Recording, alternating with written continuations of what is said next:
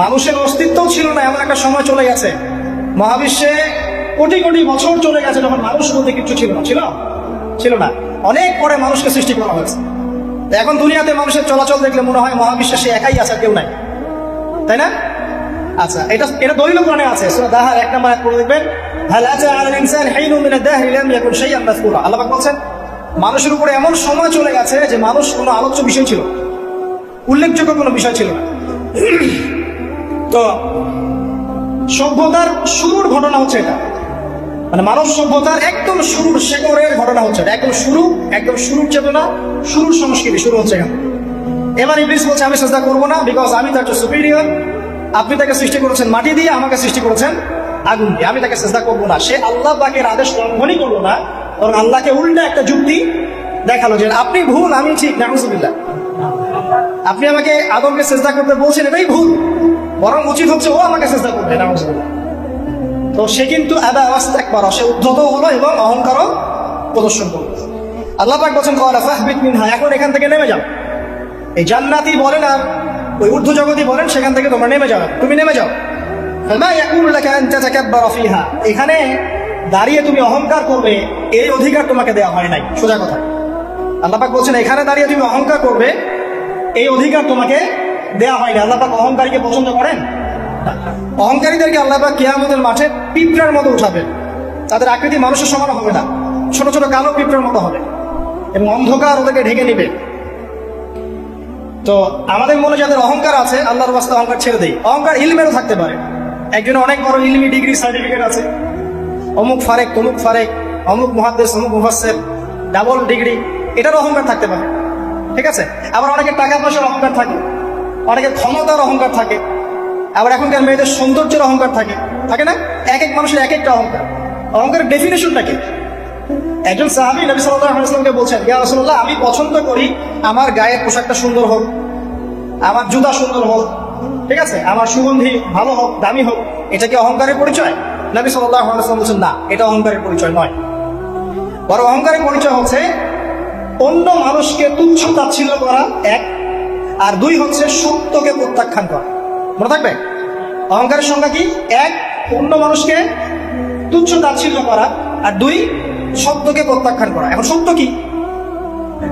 আইনস্টাইনের থিওরি সত্য, নাকি পিথাগোরাসের উপপাদ্য সত্য, নাকি আমাদের পশ্চিমারা যে সেকুলারিজম, কমিউনিজম, ডেমোক্রেসি ইত্যাদি ইত্যাদি, ন্যাশনালিজম এগুলো দিয়ে দিয়েছে মতবাদগুলো, এগুলি চূড়ান্ত সত্য? সায়েন্স কি চূড়ান্ত সত্য? চূড়ান্ত সত্যটা কি আসলে? এক কথায় সূরা কাহফের 29 নম্বর আয়াতে সত্যের সংজ্ঞা আছে। কত নম্বর আয়াতে? সূরা কাহফের 29 নম্বর আয়াতে আল্লাহ পাক বলেন ওয়াকুলিল হাক্কু মির রাব্বিকুম, যেন আপনি বলে দিন সত্য সেটাই, ন্যায় অন্যায়ের চূড়ান্ত মানদণ্ড সেটাই, হক বাতিলের চূড়ান্ত মানদণ্ড সেটাই। কোনটা? যেটা তোমার রবের পক্ষ থেকে নাযিল হয়েছে। আমাকে বলেন যে রবের পক্ষ থেকে কি নাযিল হয়েছে? একসময় তাওরাত নাযিল হয়েছিল না? ওটাই হক ছিল। ওই সময় কি ছিল? সেটাই হক ছিল। জাবুর ওই সময় কি ছিল? হক। ইনজিল ওই সময়ের হক ছিল। এখন কি আছে আমাদের কাছে? কোরআন এবং এর ব্যাখ্যা হচ্ছে হাদিস। কিয়ামত পর্যন্ত কি অন্য কোনো শরীয়ত আসবে? অন্য কোনো নবী আসবে? কেউ যদি বলে যে অমুকে নবী হবে, সে কি মুসলিম না কাফের? তাহলে কোনো সন্দেহ আছে? যদি কেউ দাবি করে যে মুহাম্মদ সাল্লাল্লাহু আলাইহি ওয়াসাল্লাম শেষ নবী নন, আরো নবী আসতে পারে, নাউযুবিল্লাহ, এবং এই কুফরি আকীদায় বিশ্বাসীকে কেউ যদি কাফের মনে না করে, সেও কাফের হয়ে যেতে পারে। বুঝতে পারছেন? আসেন, তো অহংকারের সংজ্ঞাটা আমরা জেনে নিলাম যে সত্যকে প্রত্যাখ্যান করা, আল্লাহর ওহীকে প্রত্যাখ্যান করা, মানে কোরআন এবং সুন্নাহ থেকে সরে আসা, এটাকে মিথ্যা মনে করা, বা অন্য কোনো মতবাদকে কোরআন সুন্নাহর সমকক্ষ মনে করলেও কুফরি হয়ে যাবে। এরকম মনে করে অন্য একটা মতদর্শ, একটা দর্শন, একটা ফিলোসফিক্যাল থট বা একটা স্কুল অফ থট কোরআন সুন্নাহর চেয়ে ভালো নয়, কিন্তু কোরআন সুন্নাহর সমমানের, এটাও যদি কেউ মনে করে কাফের। কথা কি বুঝতে পারছেন? এটা হচ্ছে অ্যাবসলিউট ট্রুথ, মানে এটা সত্যের একদম সর্বোচ্চ স্টেজ, এর উপরে আর কিছু নাই। ভুলে গেছিলাম ভাই। আচ্ছা, এবার আসেন, আমরা অহংকারের সংজ্ঞা জানলাম, সত্যের সংজ্ঞাও জানলাম। এখানে ইবলিস কি করছে? সে অহংকার প্রদর্শন করছে। সে আল্লাহকে বলছে আপনি ভুল, আমি ঠিক। আদমকে সে তুচ্ছ তাচ্ছিল্য করলো এবং সত্যকে প্রত্যাখ্যান করলো, দুটোই কিন্তু ইবলিস করলো এখানে। আসেন, আল্লাহ পাক বলছেন ফাখরুজ, এখান থেকে বের হয়ে যাও। হতভাগ ফাখরুজ মানে উখরুজ মানে বের হও, অতএব ফাখরুজ, এখান থেকে বের হয়ে যাও। ইন্নাকা মিনাস সাগিরিন, তোমার অহংকার করার কোনো সুযোগ নেই এখানে, তুমি তো ছোট, ক্ষুদ্র, ইন্নাকা মিনাস সাগিরিন। সাগীর মানে কি?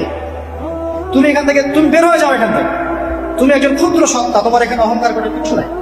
ক্বালা, এবার ইবলিস বলছে, এই জায়গাগুলো খুব ভালো করে শোনো। ইবলিস বলছে আনজিরনি, হে আল্লাহ আমাকে অবকাশ দিন। কি বলছে? আমাকে অবকাশ দিন।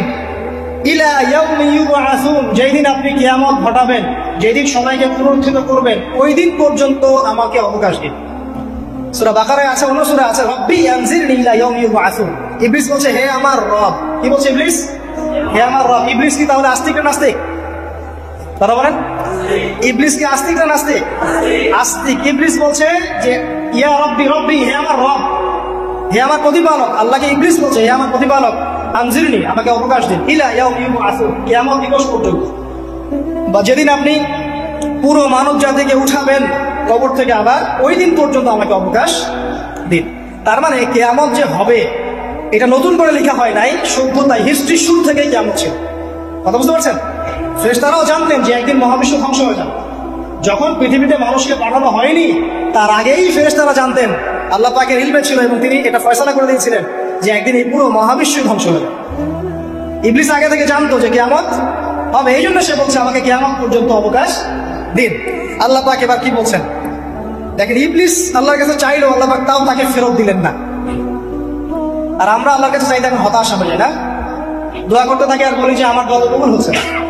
আর ইবলিস একটা জিনিস চাইলো, আল্লাহ পাক বললেন ক্বালা ইন্নাকা মিনাল মুনজারিন, যাও তুমি অবকাশ প্রাপ্তদের একজন, তোমাকে অবকাশ দেয়া হলো। এক কথায় তোমার দোয়া কবুল করা হয়েছে, তোমার অবকাশ তোমাকে দেয়া হলো, কারণ আল্লাহ পাক এটা পরীক্ষা করবেন ইবলিসকে দিয়ে, মানব জাতিকে।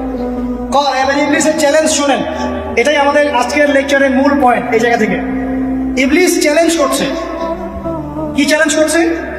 ফাবিমা আগওয়াইতানি, হে আল্লাহ আপনি যে কারণে আমাকে বিচ্যুত করলেন, আমি আমার যে কৃতকর্মের কারণে আপনার রহমত থেকে বঞ্চিত হয়ে গেলাম, ঠিক আছে,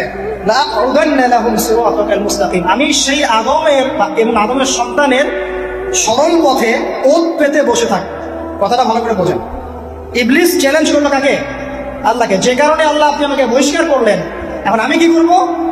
আমি এই আদম সন্তানের সরল পথে, আপনাকে পাওয়ার এই পথে, পথের আনাচে কানাচে আমি ওত পেতে বসে থাকবো। কি জন্য বসে থাকবো?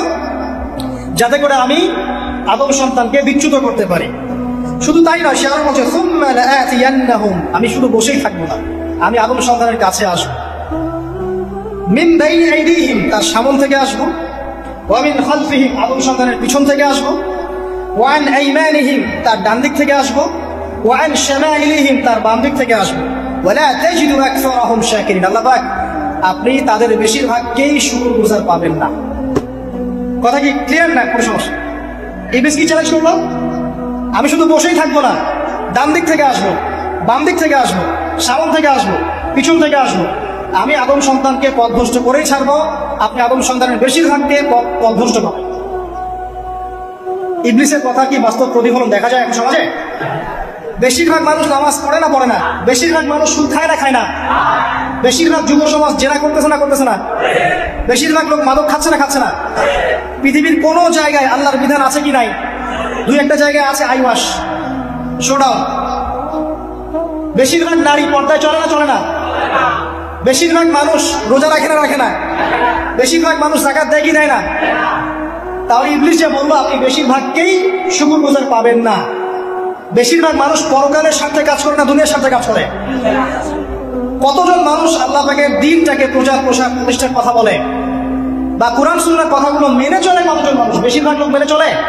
তাহলে ইবলিস কি সফল না ব্যর্থ? ইবলিসের চ্যালেঞ্জ কি সফল না ব্যর্থ? ইবলিসের কথা সে কিন্তু অক্ষরে অক্ষরে পালন করেছে। আর ইবলিসকে আল্লাহ পাক কেন পৃথিবীতে নিয়েছেন? আমাদেরকে পরীক্ষা করার জন্য, যেন আমরা এই সর্বপথ থেকে বিচ্যুত না হই। সামনে যান, আরো কঠিন কথা আছে। আল্লাহ পাক বলছেন এখান থেকে বের হয়ে যাও, মাযউমান মাদহুরা, একদম অপদস্থ লাঞ্ছিত হয়ে এখান থেকে বের হয়ে যাও। লামান তাবিআকা মিনহুম, তুমি তো চ্যালেঞ্জ করলে আমাকে, ঠিক আছে, কিন্তু যে ব্যক্তি যেই তোমার অনুসরণ করবে, আল্লাহ পাকের কথা শুনেন, যেই তোমার অনুসরণ করবে, লাআমলাআন্না জাহান্নামা মিনকুম আজমাইন, যে পুরুষ বা নারী যেই হোক না কেন, যে আদম সন্তান ইবলিস তোমার অনুসরণ করবে, তোমার পথ ধরবে, আমি তোমাকে সহ এদের সবাইকে দিয়ে জাহান্নাম পূর্ণ করব। আল্লাহর কিচ্ছু যায় আসে না। আল্লাহ পাক যদি এই পুরো পৃথিবীটাকেও জাহান্নামে নিক্ষেপ করেন অবাধ্যতার কারণে, আল্লাহ পাক কিছু যায় আসে? ওই যে আপনাদের এখানে নদী আছে না, কি বালাসী ঘাট, এখানে চর আছে না, চরের মধ্যে একটা বালুর কণার কি দাম আছে বলুন তো? একটা বালুর কণার কোন দাম আছে? এই পুরো মহাবিশ্বে পৃথিবীর অবস্থান এর চেয়েও কম। তো পুরো পৃথিবীর মানুষ যদি আল্লাহর অবাধ্য হয়, আল্লাহ পাক যদি পুরো দুনিয়াটাকে ধ্বংস করে দেন, জাহান্নামে নিক্ষেপ করেন, আল্লাহ পাকে কিছু যায় আসবে কিনা? এবার আসেন, এখান থেকে আমরা বুঝতে পারলাম ইবলিস একটা তৃতীয় সত্তা। আল্লাহ পাক আদম আলাইহিস সালামকে সৃষ্টি করলেন, নাম শিক্ষা দিলেন, সেজদা করালেন, ইবলিসকে সেজদা করতে বললেন, সে করল। সে চ্যালেঞ্জ করলো উল্টা যে আমি ওর চেয়ে উত্তম, আপনি ভুল, আমি সঠিক। সে অহংকার করলো এবং একই সাথে সে আদমকে পথভ্রষ্ট করার চ্যালেঞ্জও করে বসল। আল্লাহ পাক ঘোষণা করলেন, যদি কোনো আদম সন্তান তোমাকে ফলো করে, তোমাকে সহ তাকে আমি জাহান্নামে নিক্ষেপ করব। ঠিক আছে এ পর্যন্ত? এবার সামনে আসেন। এবার আল্লাহ পাক আদমকে বলছেন, কাকে বলছেন? আদম আলাইহিস সালামকে বলছেন, ইয়া আদম, হে আদম। তার আগে আদম আলাইহিস সালামের বুকের পাঁজর থেকে কাকে সৃষ্টি করছেন? হাওয়া আলাইহিস সালাম, সভ্যতার ইতিহাসের প্রথম নারী এবং ইতিহাসের সবচেয়ে সুন্দরী রমণী কে? হাওয়া আলাইহিস সালাম। আরেকজন আছেন সবচেয়ে সুন্দরী রমণী কে? আদম আলাইহিস সালামের স্ত্রী হাওয়া আলাইহিস সালাম এবং সারা আলাইহিস সালাম। ইতিহাসের সবচেয়ে সুন্দর রমণী। ইতিহাসের সবচেয়ে সুন্দর রমণী কাদের স্ত্রী ছিলেন? নবীদের অন্য কারো? এই জন্যই বলি, আপনি যদি পবিত্র থাকেন, আল্লাহওয়ালা মানুষ হন, ইনশাআল্লাহ তাআলা আল্লাহ পাক আপনার ঘরে একটা নেককার পুণ্যবতী সুষ্ঠী স্ত্রী দান করবেন। আপনি যদি এইসব অশ্লীলতার গোলক ধাঁধায় পড়ে নিজের ঈমান হারিয়ে ফেলেন, চরিত্র হারিয়ে ফেলেন, সম্ভাবনা খুবই কম যে আপনি একজন দিনদার মেয়ে পাবেন। তবে আপনি এমন কাউকেই পেতে পারেন যে আপনার মতোই। ঠিক আছে? দেখবেন যে আপনি 10 ঘাটের পানি খেয়ে আসছেন, ও দেখবেন 12 ঘাটের পানি খেয়ে আসছে। আল্লাহ পাক আমাদের যুব সমাজকে হেফাজত করুন, আমিন। আল্লাহ পাক এবার আদম আলাইহিস সালামকে বলছেন, ইয়া আদম, হে আদম, উসকুন আনতা ওয়া যাওজুকাল জান্নাহ। আদম শোনো, তুমি এবং তোমার স্ত্রী দুইজন এখন জান্নাতে থাকো। কোথায় থাকো? জান্নাতে থাকো। ওয়া কুলা মিন হাইসু শি'তুমা, যেখানে ইচ্ছা সেখান থেকে খাবার খাও। জান্নাতের নাজ নিয়ামতের কথা তো আপনারা শুনেছেন অনেক, আমি ওইগুলো বলতে যাচ্ছি না, সময় চলে যাবে। যা ইচ্ছা তাই পাবেন সেখানে, যা ইচ্ছা তাই। এমন একটা জায়গা যেটা কখনো কোনো চোখ দেখে নাই, কোনো কান শোনেও নাই। চোখ না দেখলেও, কান না শুনলেও মানুষ মনে মনে অনেক কিছু কল্পনা করে না, এটা কল্পনাও করার সুযোগ নেই। এত উন্নত মানের একটা জায়গা। তোমরা দুজন এখানে থাকো, জান্নাতের যে কোনো জায়গায় যাও, খাওয়া দাওয়া করো, কোনো সমস্যা। কিন্তু ওয়ালা তাকরাবা হাদিহিশ শাজারা, মানে কি, এই যে গাছটা আছে, এই গাছের কাছে যেও। একটা শর্ত খালি দিলাম, গাছের কাছে যেও। গাছের নাম কি এগুলো আমাদের আলোচনার বিষয় না। বিষয়টা হচ্ছে আল্লাহ পাকের আদেশটা কি। গাছটা আম গাছ হতে পারে, জাম গাছ হতে পারে, কদু গাছ হতে পারে, যে কোনো গাছ হতে পারে। এটা নিয়ে আমাদের কোনো মাথা ব্যথা নাই। মাথা ব্যথা হচ্ছে আল্লাহ পাকের আদেশ, এই গাছের কাছে যেও না, বাস যেও। আচ্ছা, ফাতাকুনা মিনাজ জালিমিন, যদি চলে যাও তোমরা দুজন এখানে, তাহলে তোমরা দুজন কিন্তু জালেম হয়ে যাবে। আল্লাহ পাকের হুকুম অবাধ্য করলে মানুষ কি হয়ে যায়? জালেম হয়। এই জন্য আমরা দোয়ায় বলি, আল্লাহুম্মা ইন্নী যালামতু নাফসি, বলি না? হে আল্লাহ, আমি আমার নফসের উপর জুলুম করেছি। রব্বানা যালামনা আনফুসানা, বলি না? আল্লাহ, আমরা আমাদের উপর জুলুম করেছি। তো আমরা যখন পাপ করি মানে আমরা জুলুম করে ফেলছি। তো তোমরা দুজনে গাছের কাছে যেও না, যদি যাও তাহলে জুলুম করে ফেলবে এবং জালেম হয়ে যাবে। এবার ইবলিস তো বসে নাই, সে তো চ্যালেঞ্জ করেছে, করে নাই? আচ্ছা, এবার ইবলিস কি করছে? ফাওয়াসওয়াসা লাহুমা শাইতান, এবং ইবলিস এবার এদের দুজনকে ওয়াসওয়াসা প্রদান করতে শুরু করলো। ইবলিস কি করলো? ওয়াসওয়াসা প্রদান করতে শুরু করলো। ওয়াসওয়াসাটা এমন ছিল যে, হাল আদুল্লুকা আলা শাজারাতিল খুলদি ওয়া মুলকিন লা ইয়াবলা। ইবলিস এসে আদম এবং হাওয়া আলাইহিস সালাম তাদেরকে উস্কে দিতে লাগলো যে, আমি কি তোমাদেরকে এমন কোন গাছের কথা বলবো যেই গাছের ফল খেলে তোমরা চিরস্থায়ী হয়ে যাবে, কখনো মরবে না, এবং এমন রাজত্ব পাবে যে রাজত্বের কোনো ক্ষয় নাই। ইবলিসের টোপটা কি দেখলেন? চিরস্থায়িত্বের টোপ এবং কিসের টোপ? রাজত্বের টোপ। এটা সূরা তাহার মধ্যে আছে। অন্য সূরায় আছে যে, আমি কি বলে দিব এমন গাছের কথা যে গাছের ফল খেলে তোমরা ফেরেশতা হয়ে যাবে, কখনো মরবে না। তাহলে চিরস্থায়িত্বের টোপ এবং এই যে কিসের রাজত্বের এই যে টোপ, এই দুইটা হচ্ছে মানুষকে আল্লাহর পথ থেকে ডিসিভ করার একটা মানদণ্ড। কথা বুঝতে পারছেন? এই পৃথিবীতে যত মানুষ পথভ্রষ্ট হয়ে গেছে জন্য হয়েছে অনেকেই, আর অনেকে চিরস্থায়িত্বের জন্য হয়েছে। ফেরাউন নমরুদ চিরস্থায়িত্বের লোভে পড়ে পথভ্রষ্ট হয়নি? আর ওই সময় থেকে শুরু করে এখনকার বিশ্বে যারা ক্ষমতাধর, এরা কি ক্ষমতার দাপটে পথভ্রষ্ট হচ্ছে না? এই দুটো হচ্ছে মানুষকে পথভ্রষ্ট করার মাধ্যম। ইবলিস খুব ভালো করেই জানতো একটা কথা বলি নাই, যখন আদম আলাইহিস সালামকে তৈরি করে রাখা হয়েছে, সৃষ্টি করে রাখা হয়েছে, ইবলিস এর চারপাশে রাউন্ড দিচ্ছিল, তাওয়াফ করছিল, তাওয়াফ। এবং মানব শরীরের এবং মানব মস্তিষ্কের, মনের, মননের দুর্বল পয়েন্টগুলো সে ফাইন্ড আউট করছিল। কারণ সে কিন্তু অনেক জ্ঞানী ছিল, সে কিন্তু প্রচন্ড জ্ঞানী ছিল। এখনো কিন্তু সে প্রচন্ড জ্ঞানী, এবং তার অভিজ্ঞতা ঝুলি এখন অনেক বেশি, তাই না? ওর বয়স হয়ে গেছে না এখন, প্রচুর বয়স। তো তাওয়াফ করে করে সে মানুষের দুর্বল জায়গাগুলো ফাইন্ড আউট করেছে। একটা হচ্ছে পেট, একটা প্রবৃত্তি, একটা হচ্ছে নারীর প্রতি আসক্তি, ঠিক আছে, একটা ক্ষমতার লোভ, একটা চিরস্থায়িত্বের লোভ। এগুলো হচ্ছে মানুষের দুর্বল জায়গা। ইবলিস এগুলো ফাইন্ড আউট করে ওইভাবে চাল দিয়েছে। কথা বুঝতে পারছেন? একটু খেয়াল করে দেখেন, এখনকার বিশ্বে যত অন্যায় হচ্ছে ম্যাক্সিমাম পাপ হচ্ছে পেটের কারণে। পেট। সুদ খায় কেন? পেটের কারণে। ঘুষ খায় কেন? পেটের কারণে।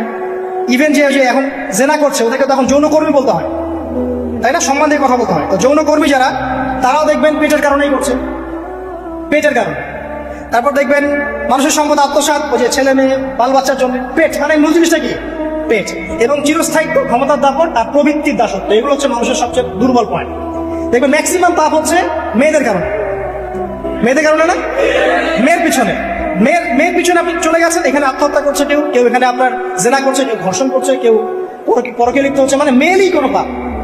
ওই যে বলে না, দুইটা পাপ যাকে পেয়ে গেছে তার লাইফটা ক্র্যাশড। একটা হচ্ছে মেয়ে, একটা হচ্ছে টাকা।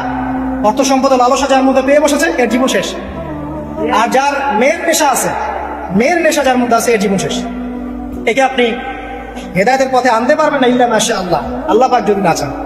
আসেন, আর ইবলিস তাওয়াফ করছিল এবং সে কিন্তু টোপ দিল, চিরস্থায়িত্বের টোপ দিল। এবং কিসের টোপ দিল? ফেরেশতা হয়ে যাবে, অমর হয়ে যাবে। এবার আমাদের পিতামাতা আদম এবং হাওয়া আলাইহিস সালাম, তারা কিন্তু ফল খেয়ে ফেললেন। আর এটা এমন নয় একবার ওয়াসওয়াসা দিয়েছে বাস খেয়ে ফেলেছেন, এমন নয়। কন্টিনিউয়াসলি সেই কাজটা করেছে। একটা মানুষ যখন জেনা করে, ইবলিস কি একবার এসে বললেই কেউ জেনা করে ফেলে? আস্তে আস্তে কিন্তু মানুষ জেনা করতে যায়। ওই যে প্রথমে একদিন, অনেকদিন একটা লেকচার দিয়েছিলাম না, প্রথমে গার্লফ্রেন্ড বয়ফ্রেন্ড একটা সম্পর্ক হয়, তাই না? তারপর কথাবার্তা হয়, মোবাইল ফোন এক্সচেঞ্জ করে, নোট এক্সচেঞ্জ করে, কফি খায়, আস্তে আস্তে ডেটিং এ যায়, পরে দেখবেন এক পর্যায়ে গিয়ে জেনা। এভাবে। আর যারা ধর্ষণ, এতে ডাইরেক্ট অ্যাকশন, এত সময় নাই, ডাইরেক্ট। তো ইবলিস প্রতিটা পাপ মানুষকে ধাপে ধাপে করা। দেখবেন ইবলিস এখানেও কিন্তু আমাদের পিতামাতাকে ধাপে ধাপে ওইদিকে নিয়ে গিয়েছে। এবার আসেন, আমাদের পিতামাতা ফল খেয়ে ফেলবে, এই জায়গাটা খুব ভালো করে বোঝান। এই ফল খাওয়াটা আল্লাহর অবাধ্যতা না। আল্লাহ বলেছিলেন না যে জালেম হয়ে যাবে, আল্লাহ পাকের অবাধ্য হলেন। অবাধ্যতার ফলাফলটা কি হলো এবার শোনেন। আমরা সবাই জানি অবাধ্যতার ফলাফল কি, আল্লাহ পাক জান্নাত থেকে নামিয়ে দিয়েছেন, তাই তো? এর আগে আরেকটা ফলাফল হয়েছে। এই ফলাফলের সাথে আমাদের বর্তমান সময়কার যে ইস্যুটা চলছে, পোশাক, নারী, সংস্কৃতি, হাবিজাবি, হ্যাঁ, বেহায়াপনা, বেলাল্লাপনা, এই ইস্যুটা এখানে জড়িত। এটা আমারও বুঝতে এবং খুঁজে পেতে সময় লেগেছে। আমরা সবাই পড়েছি স্টুডেন্ট লাইফে, আদম এবং হাওয়া আলাইহিস সালাম আদেশ লঙ্ঘন করেছেন, সাথে সাথে আল্লাহ পাক জান্নাত থেকে কি করেছেন? নামিয়ে দিয়েছেন। ইবলিসকেও নামিয়ে দিয়েছেন, তারপরে হায়াত দিয়েছেন, এখানে পরীক্ষা করছেন, এই তো? এখানে আল্লাহ পাক দেখবেন আমাদের আমল কেমন, আমল ভালো হলে আবার জান্নাতে, খারাপ হলে আবার জান্নাত। কিন্তু এর আগেও একটা ঘটনা ঘটেছে। যে মুহূর্তে আমাদের পিতামাতা ফল খেয়েছেন গাছের কাছে গিয়েছেন, আল্লাহ পাকের আদেশটা লঙ্ঘন করেছেন, সাথে সাথে তাদের গায়ের পোশাকটা খুলে পড়ে গেছে। আমি বুঝতে পারি নাই, পুরো মহাবিশ্বের প্রথম লজ্জা, প্রথম অপমান, প্রথম শাস্তি, ঠিক আছে, আল্লাহর অবাধ্যতার প্রথম পরিণাম, লজ্জাহীন ভাবে গা থেকে কাপড় খসে পড়ে যাওয়া, ন্যাংটা হয়ে যাওয়া। ন্যাংটা বাংলা ভাষায় বুঝতে পারছেন? প্রথম শাস্তি, প্রথম অবাধ্যতা, এবং প্রথম অবাধ্যতার পরিণতি পুরো মহাবিশ্বে সভ্যতার শুরু থেকে শেষ পর্যন্ত প্রথম অ্যাক্সিডেন্ট, বা এই যে আমরা বলছি পরিণতি, পাপের পরিণতি, অবাধ্যতার পরিণতি, সেটা হলো গা থেকে কাপড় খুলে যাও। এই কথা আল্লাহ পাক বলছেন এখানে, লিয়ুবদিয়া লাহুমা মা উরি আনহুমা মিন সাওআতিহিমা। ইবলিস তোমাদের পিতামাতাকে এই গাছের কাছে নিয়ে গিয়ে ফল খাইয়ে তাদের গা থেকে পোশাক খুলে ফেলে দিয়েছে। এবার কি বুঝতে পারছেন ইবলিস এখন বিশ্বে কি করছে? ইবলিস সেম কাজটা করছে আমাদের সাথে, আমাদের গা থেকে তারা পোশাক খুলে ফেলে দিচ্ছে। সভ্যতার শুরুর পাপ বলছি না আমরা, এটা আসলে ভুল। সভ্যতার শুরুতে আদম এবং হাওয়া আলাইহিস সালাম যে ভুলটা করেছেন, তার যে পরিণতি হয়েছে, সেটা এটা ছিল না যে জান্নাত থেকে পৃথিবীতে নামিয়ে দেয়া। বরং পরিণতি এটা ছিল তাদের গা থেকে প্রথম কাপড় খুলে গেছে, তারা নগ্ন হয়ে গেছে। ইবলিস সর্বপ্রথম আমাদের বাবা মাকে নগ্ন করেছে প্রলোভন দিয়ে, ক্ষমতার প্রলোভন, চিরস্থায়িত্বের প্রলোভন দিয়ে। আজকের বিশ্বেও কি ইবলিসের দোসররা সেম কাজটা করছে না? আজকের বিশ্বেও কি ইবলিসের মানুষ রূপী দোসরগুলা সেম কাজটাই করছে না? সেম কাজটা করছে। আমাদের গা থেকে ওরা পোশাক খুলে ফেলছে, এরপর আল্লাহ পাক জান্নাত থেকে নামিয়ে দিয়েছে। আগে কিন্তু এটা হয়, আগে পোশাক খুলেছে, এরপর কি হয়েছে জানেন? শোনেন, আল্লাহ পাক ওয়াকালা মা নাহাকুমা রাব্বুকুমা আন হাযিহি আশ-শাজারা ইল্লা আন তাকুনা মালাকাইন আও তাকুনা মিনাল খালিদিন। ইবলিস বলছিল যে তোমাদের রব তোমাদেরকে এই গাছের কাছে যেতে নিষেধ করেছে এই কারণে যে তোমরা এখানে গেলে মালাক হয়ে যাবে এবং চিরস্থায়ী হয়ে যাবে। ওয়াকাসামাহুমা ইন্নী লাকুমা লামিনান নাসিহিন। ইবলিস বলছিল যে আমি আল্লাহর কসম করে বলছি আমি তোমাদের শুভাকাঙ্ক্ষী।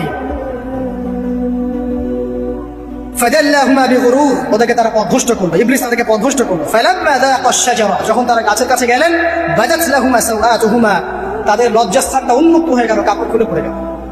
এটাই বলতে চাচ্ছিলাম।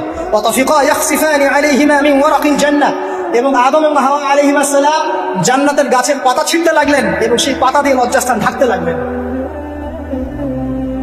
আপনার বাবা আপনার মাকে যদি কেউ রাস্তায় নগ্ন করে ফেলে আপনার কেমন লাগবে? আপনি কি করবেন তার ইজ্জত সম্মান বাঁচানোর জন্য?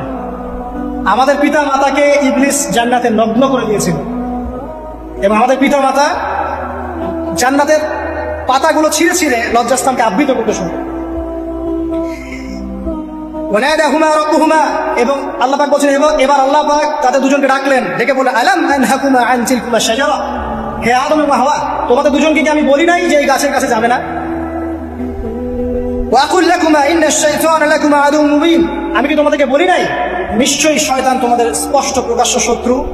ক্বালা, এবার তারা তাদের ভুল বুঝতে পারলেন। আল্লাহ পাকের কত দয়া মানুষের প্রতি দেখেন। ইবলিসও আল্লাহর অবাধ্য ছিল, আল্লাহ পাক তাকে বহিষ্কার করে কাফের বানিয়ে দিয়েছেন, চিরস্থায়ী লানত করেছেন। আমাদের পিতা মাতাও ভুল করেছেন, বাট আল্লাহ পাক তাদেরকে চিরস্থায়ী জাহান্নামী করেন নাই। আল্লাহ পাক তাদেরকে দয়া পরবশ হয়ে ক্ষমা করে দিয়েছে। শুধু তাই নয়, আল্লাহ পাক এত মহব্বত করেন আদম সন্তানকে যে তওবা করার যে কালিমাটা, সেই কালিমাটাও আল্লাহ পাক আদম এবং হাওয়াকে শিখিয়ে দিয়েছেন। সুবহানাল্লাহ, কোন কালিমা দিয়ে তওবা করবো, কি করবো, এটাও তারা বুঝতে পারছিলেন না। আল্লাহ পাক শিখিয়ে দিয়েছেন। ক্বাল, তারা বলল রব্বানা, হে আমাদের প্রতিপালক, যালামনা আনফুসানা, আমরা আমাদের উপর জুলুম করেছি নফসের উপরে, ওয়া ইল্লাম তাগফির লানা ওয়া তারহামনা লানাকুনান্না মিনাল খাসিরিন। এই দোয়াটা করলেন আমাদের পিতামাতা, আল্লাহ পাক মাফ করলেন। কিন্তু মাফ করার পরে আর জান্নাতে থাকা হলো? এই পৃথিবীতে নামিয়ে দেওয়া। পৃথিবীতে নামিয়ে দেওয়ার পরে একটা হায়াত দেওয়া হলো, কারো 50, 60, 70, 100, 200, 500, 1000 ইত্যাদি, এবং আল্লাহর পক্ষ থেকে ঐশী গ্রন্থ পাঠানো হলো, কখনো তাওরাত, কখনো জাবুর, কখনো ইনজিল ইত্যাদি, কখনো কোরআন। শর্ত দেওয়া হলো যারা আল্লাহ পাকের ঐশী গ্রন্থগুলো মেনে চলবে তারা ইনশাআল্লাহ আবার মৃত্যুর পর সেই জান্নাতে ফিরে যাবে যেখান থেকে তারা বহিষ্কৃত হয়েছে। আর যে বা যারাই আল্লাহ পাকের এই আয়াত, নিদর্শন এবং ঐশী গ্রন্থগুলোকে অস্বীকার করবে, এটাকে মিথ্যা প্রতিপন্ন করবে, আল্লাহ পাক এদের সবাইকে জাহান্নামে পূর্ণ করবে ইনশাআল্লাহ। আল্লাহ পাক এটাও বলেছেন যে আল্লাহ পাক ওয়ালাকাদ যারানা লিজাহান্নামা কাসীরাম মিনাল জিন্নি ওয়াল ইনস, আল্লাহ পাক বহু মানুষ আর জিনকে দিয়ে জাহান্নাম পূর্ণ করবেন। আর এই দুই জাতিকে পাঠানো হয়েছিল পৃথিবীতে শুধু আল্লাহর ইবাদত করার জন্য। ওমা খালাকুল জিন্না ওয়াল ইনসা ইল্লা লিয়াবুদুন, সেটা করে নাই। এই কারণে আল্লাহ পাক হাদিসের মধ্যে জানিয়েছেন প্রতি 1099 জন মানুষকে আল্লাহ পাক জাহান্নামে পাঠাবেন। তবে বেশিরভাগ জান্নাতি হবে এই উম্মতে মুহাম্মাদের মধ্যে।